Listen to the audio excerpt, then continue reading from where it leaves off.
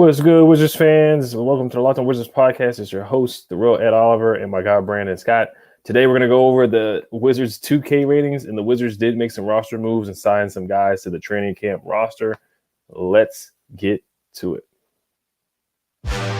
You are Locked On Wizards, your daily Washington Wizards podcast. Part of the Locked On Podcast Network, your team every day.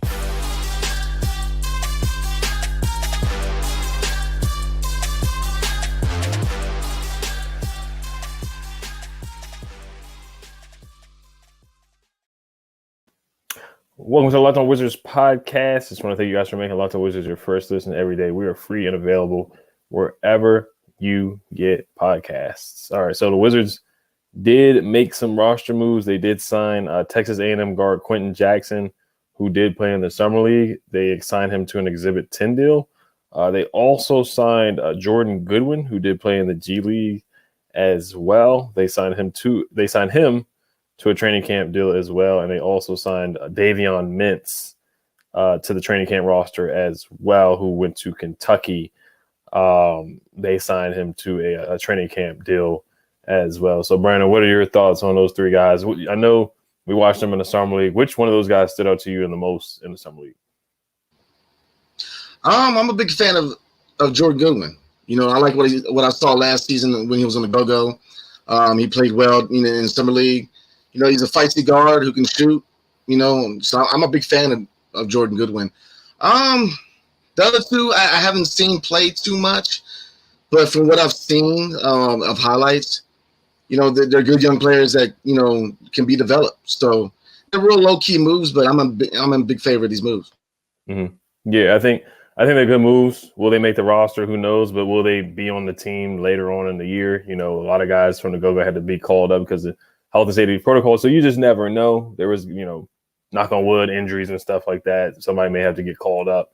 Also, you look at the Miami Heat, like they're able to develop guys from the G League and from, undrafted guys out of college. So, can the Wizards do stuff like that? They always talk about finding a diamond in the rough.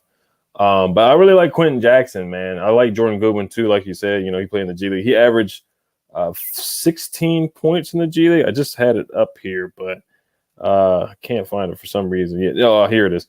Yeah, averaged 16 points and 6 boards with the Capital City Go-Go in 31 games. 6 rebounds a game for a guard because he's 6'3". He's 23 years old, but a 6'3" guy averaging 6 boards a game is pretty darn good.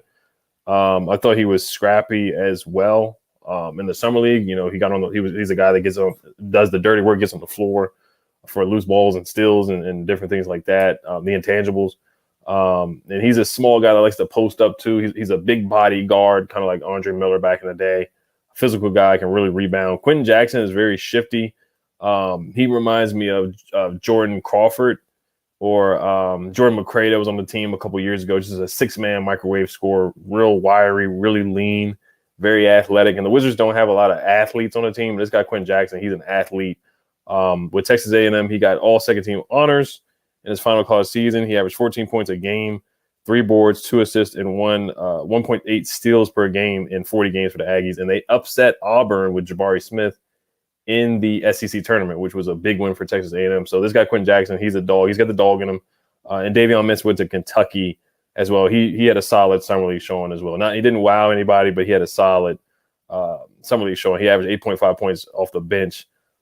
In Kentucky. And we know Kentucky, how they get NBA players. We talked about that before the stream started or before the pod started. So those guys are filling out the roster.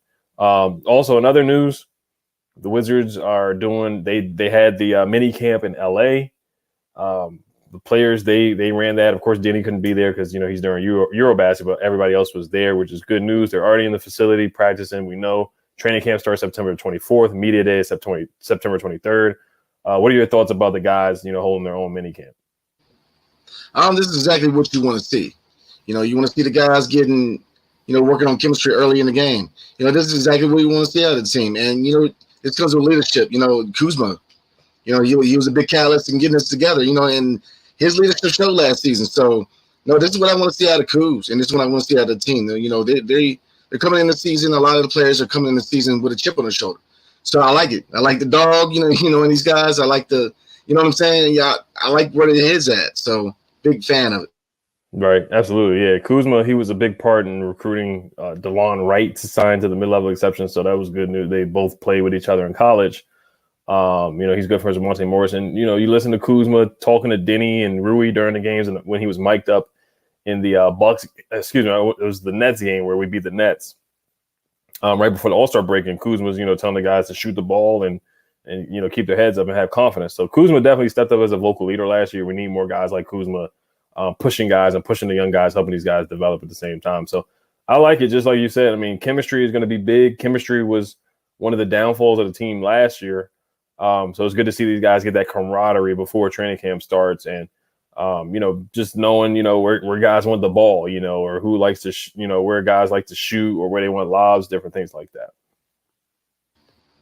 Oh, absolutely. Last season showed how important chemistry and locker room camaraderie it really is.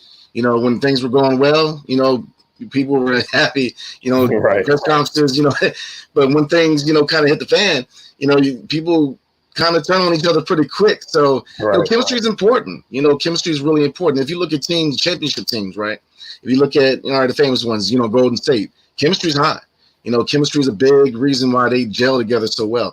If you want to go even farther, look at the Bulls, chemistry, chemistry is important. So this is exactly what I want to see from this team is, the chemistry being worked on and maturity. These are, they're acting like grown men, they're not letting, minutes get in, they're trying, so this is exactly what I want to see. It's a good time. Right. It is. Yeah. Like you said, a lot of stuff did hit the fan and started off great. Brad and Trez having the press conferences, laughing and saying they're going to start their own podcast. That never happened. And then, you got all the guys fighting over minutes and touches and stuff like that. So I think it's a different vibe. It's a different team. And I think these guys are going to get along really well, which means a lot for this team. They do need some leaders and some vocal leaders to step up for sure. And I think the mini camp can help. I don't know if it's going to equate to them, making the Eastern Conference Finals or anything like that. But it's definitely showing that it could be better than last year than what it was. So, but we're going to get into the 2K ratings. We're going to get to where the Wizards were put in the teams and what tiers they were put in. We're also going to look at individual guys like Bradley Beal. Did his overall rating get better or worse from last year? We're going to look at, where the Wizards rank in defense compared to other teams and 3-point shooting and all kinds of stats. Now, it's just 2K and Madden. You think the same way with Madden. 2K and Madden, they mean nothing at all. But it's just, it's the dog days of the off season. So we're just going to look at it, and maybe it could be telling for what's in store for the Wizards. But before we do get to that, this episode is brought to you by Bet Online. BetOnline.net is your number one source for all your pro and college football betting needs and sports info this season. Find all of the latest football league developments, game matchups, news, and podcasts, including this year's opening week's games. BetOnline is also your continued source for all your sporting wagering information, including live betting, esports, and scores. The fastest and easiest way to check in on all your favorite sports and events, including MLB, MMA, boxing, and golf. Head to the website today or use your mobile device to learn more about the trends in action. BetOnline where the game starts. All right, so let's talk about the rating here. So I got the 2K rating pulled up. You can, if you're listening, you can just go to NBA2Kratings.com, and that's where you will find the 2K ratings. Is pretty easy and to look at. Unfortunately, there's a lot of pop-ups on the website, but all right, so. Was there anything that stood out to you, Brandon, from what you saw from the team standpoint where the Wizards are ranked? Overall, as a team, defense showed they don't have a lot of faith as far as defense for this team, and I get it, but again, it's 2K, but really, yeah, defense is going to be, to me, would be the weak link of this team, and obviously, is more offensive team. You got your guys who are defensive guys, Denny and whatnot, but. They're in the same neighborhood where I would put them for defense. Mm-hmm.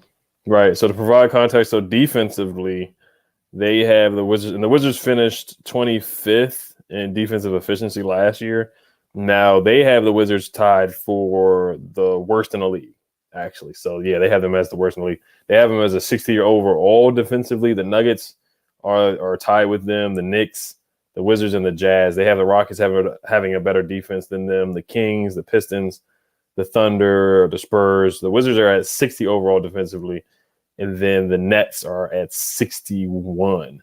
Best team defensively in the NBA is the Boston Celtics at 72, with the Clippers at 71. So I guess the Clippers because of Kawhi and Paul George. The Celtics with Tatum and Brown, Robert Williams defensively. I guess there. Embiid is the Sixers are third. The Grizzlies are fourth. I can see the Bucks at fifth. I could definitely see them being top five because of Giannis and Brook Lopez and Drew Holiday, of course. So I do agree with that, with the Bucks being up there. The Wizards being worse, though. I think the Wizards are better defensively than some of the teams they're with. I think they're better defensively than the Knicks and the Jazz. I know the Jazz got worse because of Donovan Mitchell. So, but all right. So overall, the Wizards are right in the middle of the pack. They're at 80 overall, but in the tiers, they're in tier 3. The other teams that are in tier 3 are the Magic, the Hornets, the Pacers, Pistons, Thunder, the Jazz, Rockets, Spurs, and the New York Knicks. Now, the Kings are in tier 2. The Mavericks are in tier 2. The Blazers are in tier 2. The Pelicans are in tier 2. The Hawks are in tier 2. The Bulls are in tier 2. The Phoenix Suns are in tier 2. The Cavs are in tier 2. Do you think the Wizards should have been up a tier, or are they placed where you think they are, where they should be? I think they needed to flip-flop with the Kings because that's crazy. Yeah. But, I mean, like I said, a lot of them have played together, so I think they're basing it off of that. I think, right now they are a middle-of-the-pack type of team, kind of on the fence with a tier 3 and tier 2, because I think at their best, they're definitely a tier 2 team.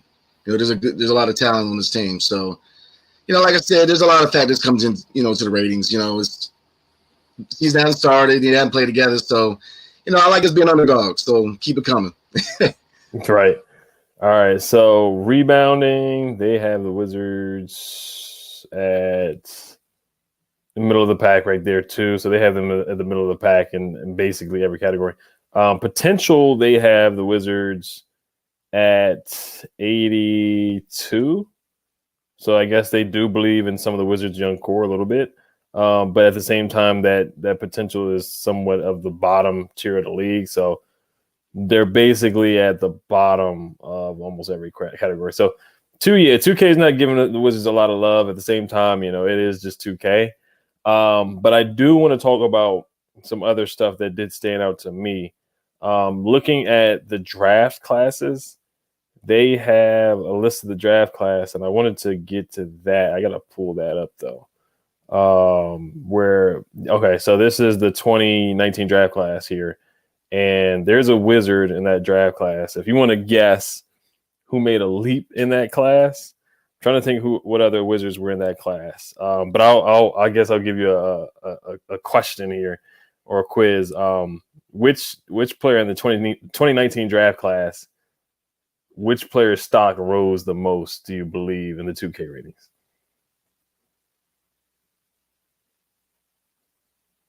Oh, you're 2019. That's a good question, man. Mm-hmm. Oh man. Yeah. Now I'll give you a hint because in that draft class, John Morant was drafted, Zion was drafted, Darius Garland was drafted, Tyler Hero was drafted, RJ Barrett was drafted, PJ Washington, Kevin Porter, guys like that were in that draft class. Just for the Wizards or overall? That's just the players in that class. Now. Oh man, John Morant, easy. Mm-hmm. John Morant took that step. But who on the Wizards do you think in that draft class is rated higher than what they were really drafted? Let's say. Gotta do the Jeopardy music. I know, right? Because that's a good question, man. 2019. I'd like to say, shoot, Kuz? Kuz was drafted in 2017, I think. Okay. Yeah, he was drafted in 2017. I am going to look. I'll give you the answer, but I'll look at that. I'll look at that one next. So Daniel Gafford was drafted at 38th. Oh man, I was going to say that too, man. Yeah, he's the 12th player. His overall actually is better than Ruiz. His overall is actually better than Ruiz. Daniel Gafford's a 77 overall. Ruiz is 76. Rui was drafted 9th. Now he's 14th in that draft class. Yeah, you know what? It's crazy because I had Gafford on the tongue, man. I'm not surprised. You know, he really showcased himself when coming over that midseason trade from Chicago. I mean, you know, nobody really thought, you know, what he was going to do, and he turned into an elite level shot blocker. You know, his presence in the paint is, you know, he's big catalyst for our success when we have success. You know, I'm my only knock on Gaff, man. You know, and it really doesn't go into 2K, but his foul trouble. You know, his foul trouble and conditioning. So, you know, those are two biggest things I had with Gaff. But yeah, I mean, I can see that. You know, and now you can say he was rated way too low for that class because he really showed out. So he's definitely a steal. He was drafted 38th. So for him to be 12th, Rui regressed from 9th to 14th. He's behind Grant Williams now, behind Gaff, behind Matisse Thybulle. Kevin Porter Jr. is ahead of him. PJ Washington's ahead of him, which I don't really agree with. Cam Johnson's ahead of him. Keldon Johnson's at 7. Jordan Poole's at 6. RJ Barrett is rated 5th in that 2019 class. Tyler Hero's rated 4th. Darius Garland's rated 3rd in that 2019 draft class. Zion's number 2, and then John Morant's number 1. John Morant's at 93 overall. Zion's at 87. Garland's at 87. So, but yeah, I think honestly, like you said, I think that was Tommy Shepard. That might be Tommy Shepard's best trade so far. I know he did the Russ Wall deal. He did the Russell Westbrook for the Laker guys with Kyle Kuzma, KCP, and Montrezl Harrell. But honestly, to flip Troy Brown Jr. and Mo Wagner to bring in a guy like Daniel Gafford, he impacted that 2020 season. Like, we don't make the playoffs without Daniel Gafford in that year with Russell Westbrook and Bradley Beal going crazy towards the end of the year, because we finished that year 17-6 to finish the season. We fought, went on a surge and made the play-in, and then we made the playoffs as the 8th seed. We don't do that without Daniel Gafford, and he was our best defender on that team in 2020. And you could argue possibly last year too. So, but that's a steal. Like I said, to flip Troy Brown Jr., who didn't work out in DC, and Mo Wagner, who was a solid pickup, to bring in a guy Daniel Gafford that got a 3-year, $40 million extension.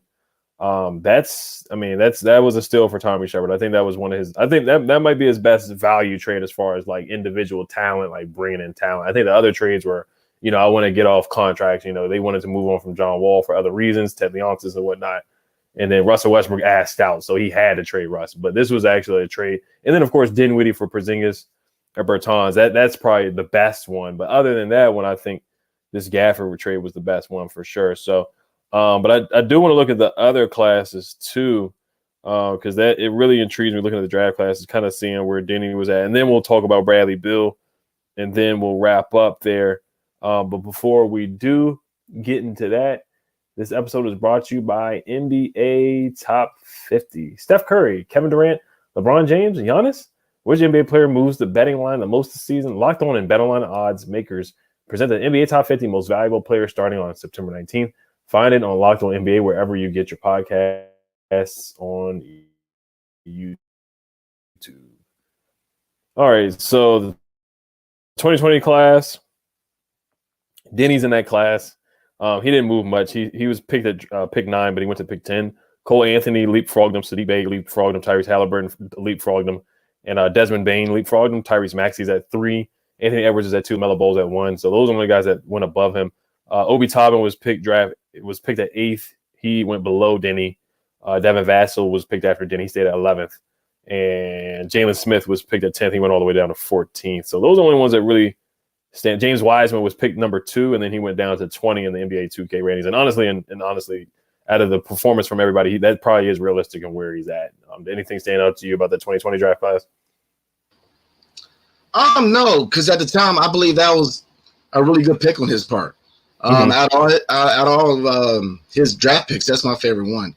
Because he flipped. Because really, he was really a lot of mock drafts slated to go higher than that. So I think it's a steal. Look at him. His game he has improved every year he's been in the league, and with the showing that he's had in FIBA, he's gonna be a monster this season. So now I think it was a steal that season or that draft class, in my opinion. Mm-hmm. Yeah, I know they there was a report they wanted to trade up for Denny and get him at 4. They ended up getting him at pick 9. So a lot of guys did fall back. Like Killian Hayes was drafted before Denny. He fell back. I think Denny's right at that right spot at 9 or 10. I think he's been solid for the most part. Just a little inconsistent here and there offensively. Defensively, he's been really, really good. But I think Denny was a solid pick for where he's at. Just has some improvement areas, finishing around the rim. But he has some really, really bright spots like passing, vision, defense, playmaking, rebounding. He's had some really good things and some definitely some improvement areas for sure. So before we wrap up, so we're just going to get to the Wizards roster as a whole and just going over their ratings. Was there anything that stood out to you on anybody's ratings? Anybody that you thought was rated too high or too low? Not really. To be honest with you, the only problems I have, individual stats. As you know, Brad Beal's his 3-point went down, which I understand. Last season wasn't his greatest showing for 3-point shooting, but if you look at ratings for other players that have been hurt last couple of years, Zion, Kawhi, the scores were high, and a few categories are going off of potential or past performance. So I think he should have got a little more love with the 3-point shooting. I thought that Denny, his rating should have been a little higher defensively because, look at who he guarded last season. He was easily the best defender on the team. So those are the couple that stood out to me. But overall, Brad, he's not at 90 yet. Looking at 2K, he's not at 90 yet. Porzingis is on that cusp of being a higher 80, 85 and above. And Kuzma, and I thought he should have been closer to 85. I think last time I saw it, he was at 81 overall. So I thought with his performance last season, he should have been a little higher. But those are the ones that kind of stood out to me. Mm-hmm. Yeah, Brad, his 3-point shooting has gone down every season, ever since really, John Wall was traded or John Wall got injured. He really needs a point guard that can set him up. He's had more ball handling duty, so his 3-point percentage has fallen off. Now he has missed some open 3-pointers too, like his catch and shoot numbers have gone down too. So I can definitely see why his 3-pointer went down. He's at 87 overall. Also I wanted to look at him compared to just all the players overall. This is a 97, LeBron's a 96, Steph is a 96. And just seeing the other guys who are better, like Jason Tatum's the 10th best player in 2K. He's a 93 overall. Jimmy Butler's a 93. Brad is the 28th best player in NBA 2K, and it's kind of similar to where he is right now. Now, the only people I really would put him over on that list is Zion, LaMelo, Darius, Zach LaVine. Paul George is at 22, and you can really argue that Paul George is just as good, if not better, than Bradley Beal. Donovan Mitchell is at 88. You could say same thing with Donovan Mitchell. You could argue that he's better, or if not, or the same. Kyrie Irving is rated better. James Harden's rated better. So, we paid Bradley Beal, $250 million like a number one player, and he's ranked 28th. And like I said, this doesn't matter at all. Really, it's 2K. But I think Bradley Beal will bounce back, and I think he could definitely bounce back into the top 20s of, overall ratings, just consensus ratings as well. So, but looking at the ratings, they're pretty simple to me. I think Bradley Beal 87, Chris Epps 85, Kuzma's at 81, Monte Morris is 79, Gafford's is 77. So Gafford's our 5th best player. Will Barnes is 77 overall as well. Denny's at 76, Rui's is 76, Court Kisper's at 75, DeLon Wright's at 75.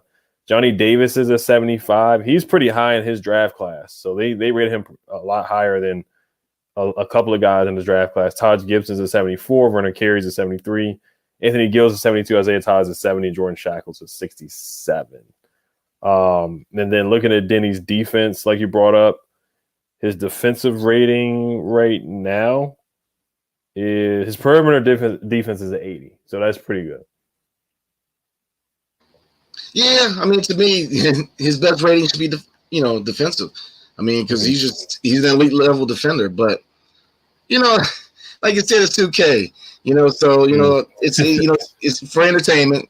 So the kids want to see dunks and not so much 3-point shooting. You know what I mean? So it doesn't surprise me that Zion's up there. But hey, 2K, whoever, they can doubt the team because we play better when we're underdogs. So like I said. Keep it coming, man. Definitely, yeah. No, Rui's 3-pointer should have went up. I'm looking at Rui's rating right now, and his 3-point shot is 82, so it did go up. So that's really good for Rui. So they did get that correct. His close shot is 82, athleticism is 80, his stamina is a 90, hustle's 85, overall durability is an 80, Standing dunk is an 80. The driving dunk is an 80, which, you know, he did put Anthony Davis on a poster, Tobias Harris on a poster. But playmaking is a 56. Pass IQ is a 34. Pass vision is a 34. His defending, his interior defense is a 60, and his perimeter defense is a 54. His rebound is a 53 as well. So he's really good at scoring, but everything else is pretty low. Yeah, and I mean, I agree with that. His 3-point shot really took a leap forward.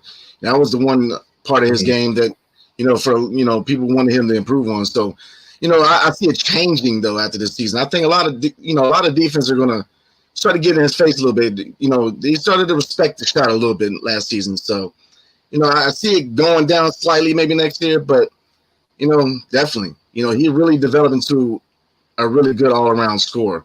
So what I want to see improve when it comes to Rui is his defense. You know, very often last season, you know, you look lost in defense. You know, at a power forward, you know, you're going to be bringing up against some big boys, man. So you got to, you know, he's got to up the game as far as defense. But scoring-wise, oh, absolutely. You know, he's a good scorer. So, I agree when it comes to that. Right, definitely. All right, we're going to wrap it up here. So Bradley Beal's at 87. You know, they didn't rate him as a number one guy. You know, the Wizards, they look at him as a number one guy. We'll see if he can really lead the team and be a number one guy on a roster this year. Got the no trade clause, got the trade kicker as well in the contract. So we'll see. You know, like I said, 2K, who cares? But it is somewhat of a measuring stick on just what the national media thinks about the Wizards. And I just want to thank you guys for listening and making Locked On Wizards your first listen every day. And for your second listen, get up to date on the latest news and rumors in the NBA in just 30 minutes every day with Locked On NBA. Locked On NBA, your daily NBA update in just 30 minutes. Hell to the Wizards. Peace.